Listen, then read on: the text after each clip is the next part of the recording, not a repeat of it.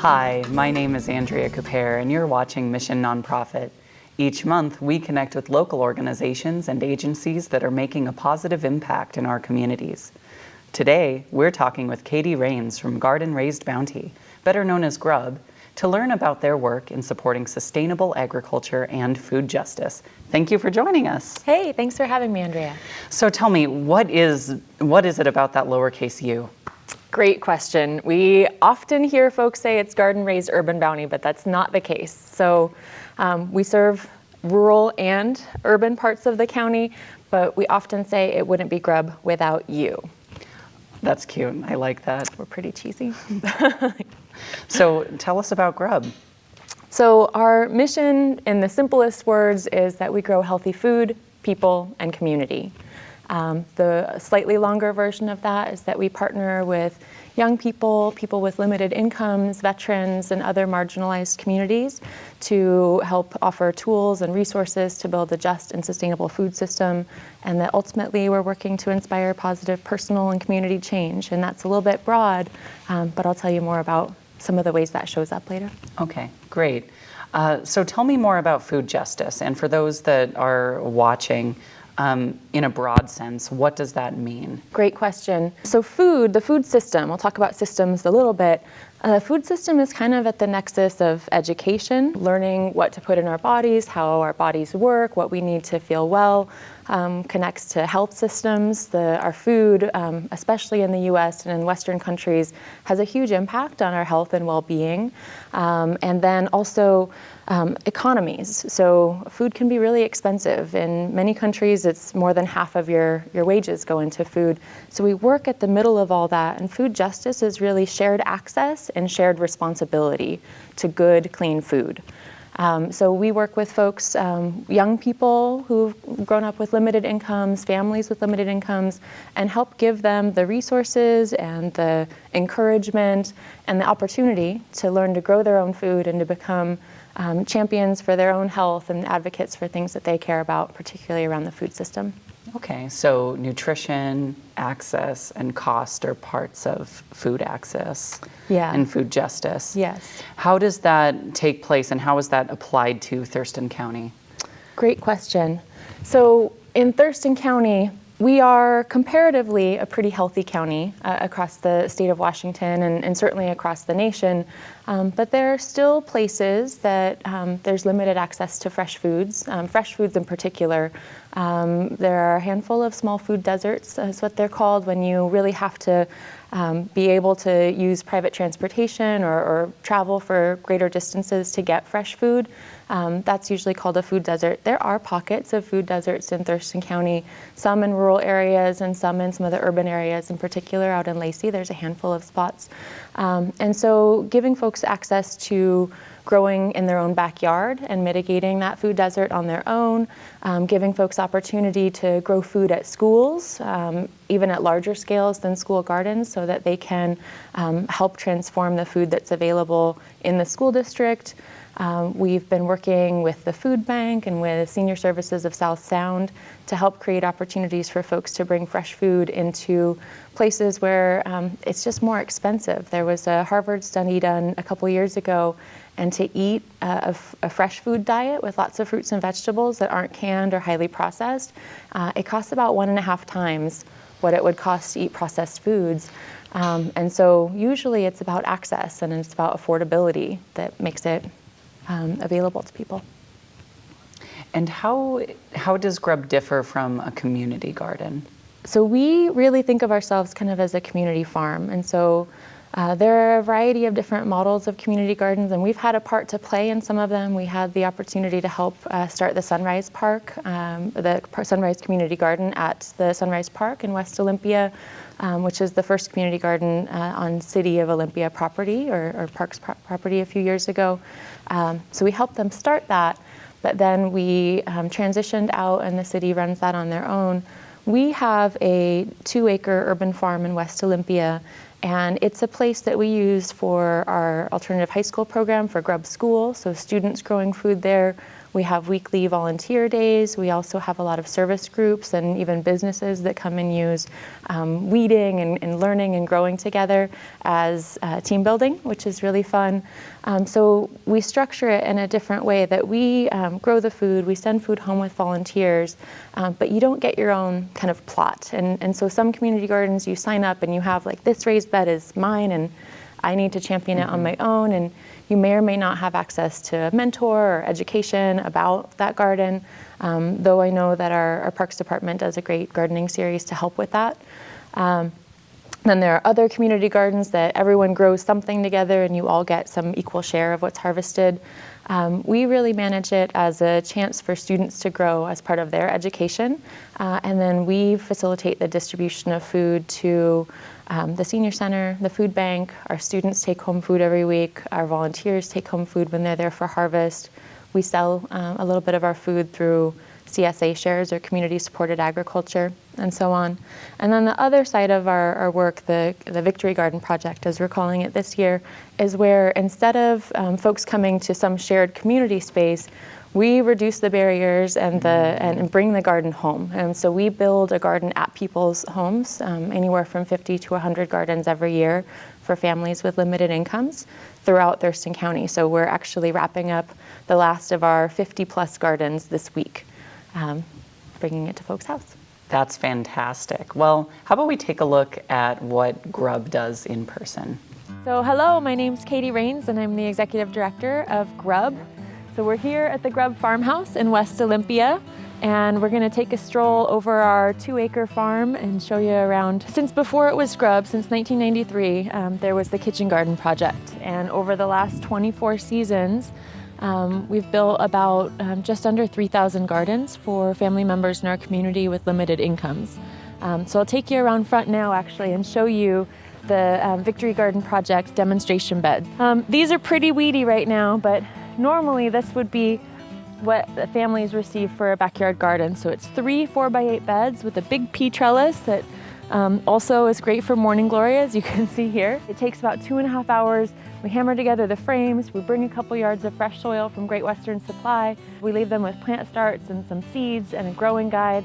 The funny part is a lot of people drive by and they think that this is the farm, and this is about 300 square feet of growing space. So I'll take you to the actual farm now. And you can see what we've really got going on back there. We think of ourselves as a community farm and we invite folks to come check it out any old time. But we ask that you do close the gate because the deer really love to nibble on all of the fresh goods that we grow. So we've had a variety of partnerships that have made this whole site possible. This land used to be owned by Bonnie Turner and her family, and we had the chance to buy it in 2009, which is when we built the farmhouse. This was her garage, and it's all that remains of her old property. It's now our walk-in cooler where folks can come and pick up CSA shares. Everyone will do the harvest together, they'll wash the produce together, and then we'll go through and put everything into each of the CSA boxes, which stands for Community Supported Agriculture. So you can buy a share at the beginning of the year, and then you get fresh produce every week for the growing season. We do a little bit of rainwater collection for tool washing particularly. This mural here was painted in 2004 when we hosted the National Rooted in Community Youth Leadership Summit. And it's really an opportunity for young people in programs like ours to recognize themselves as part of something bigger, as part of a movement that's connecting youth with leadership, with becoming champions for a better food system for everyone. I'll show you what's growing so far, and I credit our farm manager, Heather. Both our farm manager and main farm assistant are female farmers, which is kind of a cool movement these days. So here's our farm. As you can see, some of it's just barely been planted and tilled. We've got a lot of brassicas going here, some kale, some collards, some squash. We call this the Taj Mahal. It's a little bit taller than we anticipated, and so it's got that kind of glorious arcing thing, but it's one of the spaces that feels like forever summer. A lot of nice salad greens going so far. We do have 9 chickens here on the farm. They love roaming wild and helping get all the grubs and pests out of the garden for us. So it's a sunny day and there's lots to forage today. So they're going full swing right now. I heard from the Beekeepers Association that fewer than half the hives, I don't know if they've released the exact number, but to their knowledge, fewer than half the hives in Thurston County made it through the winter. So really being a friend to pollinators. is important work right now, planting bee-friendly plants and avoiding chemicals. So the tomatoes are brand new. The hot crops are just going in, tomatoes and cucumbers. We call this the Hilton. And we've got an assortment of carrots and beets and kale, lettuce, mustard greens. Plenty of weeds too. The garden is never finished. So we call this our little nature trail. And about 4 years ago, an Eagle Scout made this little bridge for us over the seasonal creek. This is another volunteer-made project, so we call this the community seed shed. So inside is seed storage, because we have grown a lot the last few years and started running out of space. But this is a beautiful mural that one of our volunteers did. So the whole thing was constructed by volunteers. Got this beautiful seed mural. And then we have a team of volunteers who maintain this, but these are just free seeds. We get a lot of seeds donated. Ed Hume is particularly generous with us, but so many others give us seeds. Farmland that has been used by community members and by GRuB's founders since the mid-90s, since 1996, to connect people with their food. We were able to buy it, and now it's in a 99-year lease and owned by the Farmland Trust. So as Olympia is developing so quickly, this urban lot could have been prime real estate for development, for new housing development, potentially even apartments one day. So for now, in this sanctuary of all these trees, this property is secure. So that's basically the farm. We checked out the play fields, the demonstration gardens, the farm itself, and our nature trail. We're back here at the farmhouse. So thanks for your time today. Thanks for checking out GRuB. If you ever want to come see it for yourself, it is open to the community, so just come on by and make sure to close the gate behind you so you don't let the deer in. Have a great growing season, and thanks for stopping by. So that looked fantastic.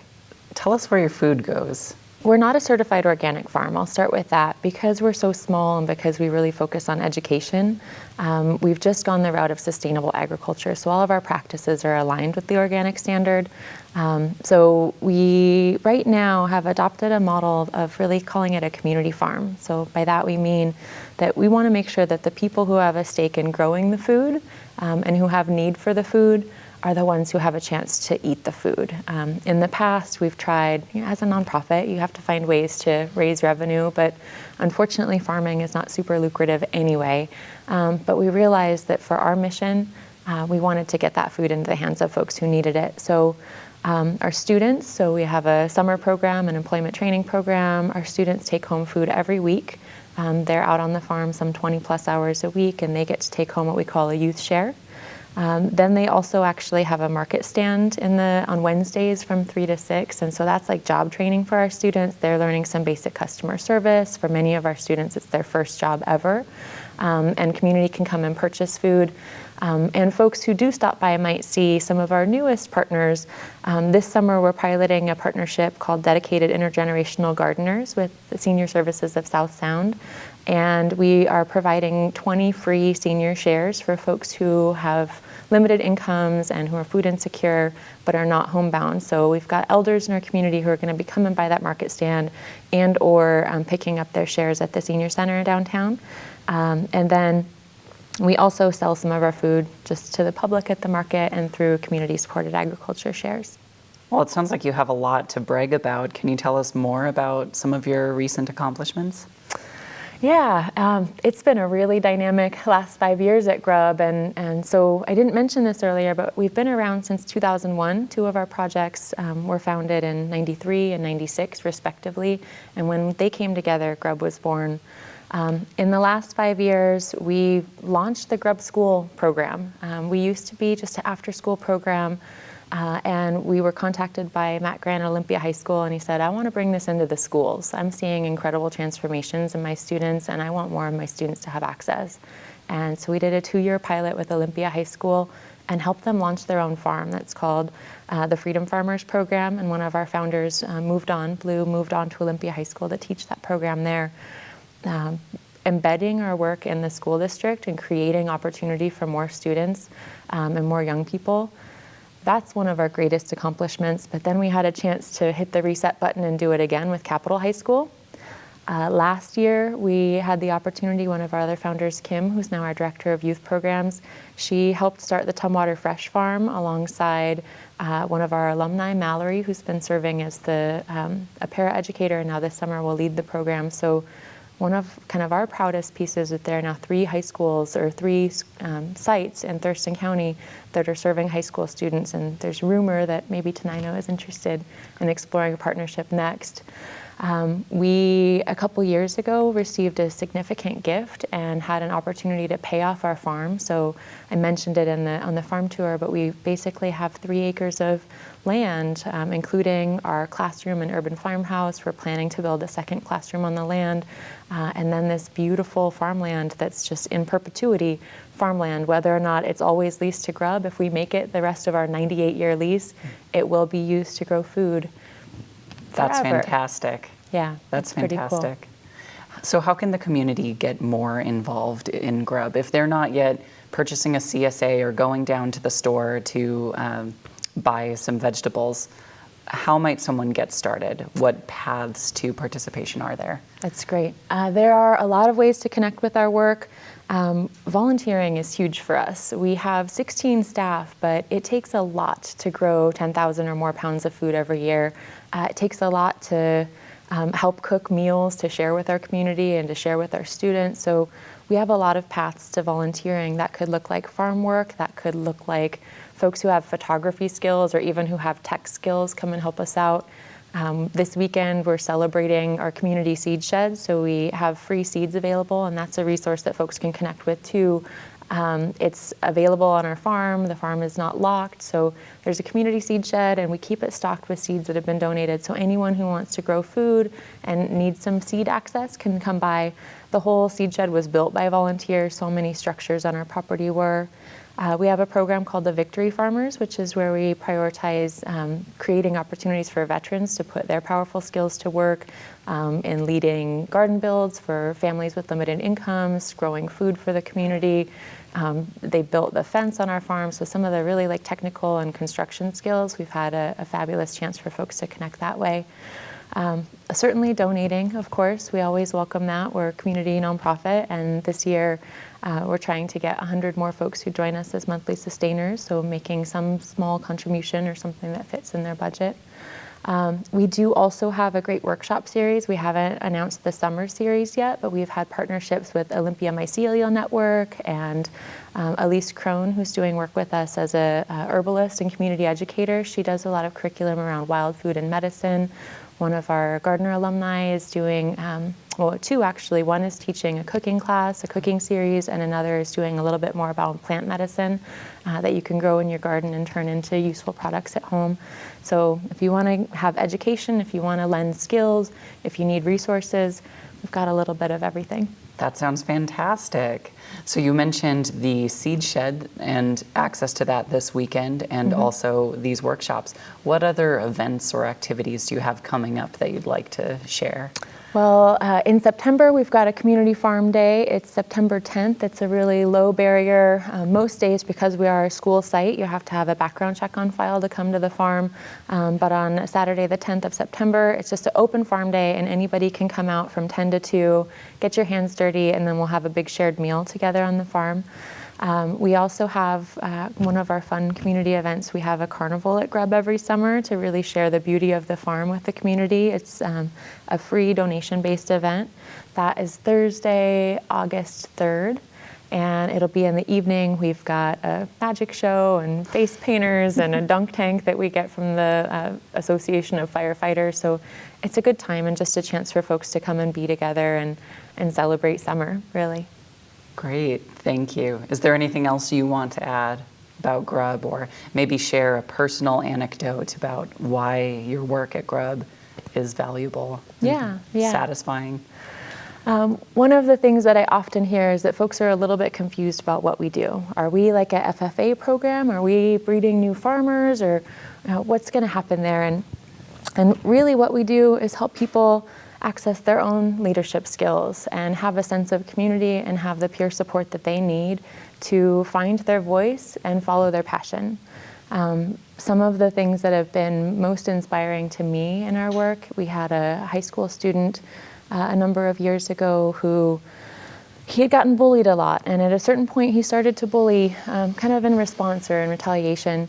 One of the reasons he was bullied is because his hygiene wasn't always up to par, but what people didn't know is that he was living in his vehicle with his mom. And after a year in our program, with the opportunity to connect with 25 other students and for folks to develop communication skills, to build empathy, and to cultivate their ability to connect across differences and to see that as a strength, he felt like he had the support that he needed to offer to lead an assembly for his high school about bullying and to share his experience in a really powerful and vulnerable way to help others and to help people realize they're not alone. So that's one side of it. A few years ago when we started the Victory Farm, we had a veteran who contacted me. His name was Mark, and he's like, I'm having a hard time. I'm looking for a chance to help a nonprofit and put my skills to work for a little while. They always tell me to get a job. They tell me to go to school.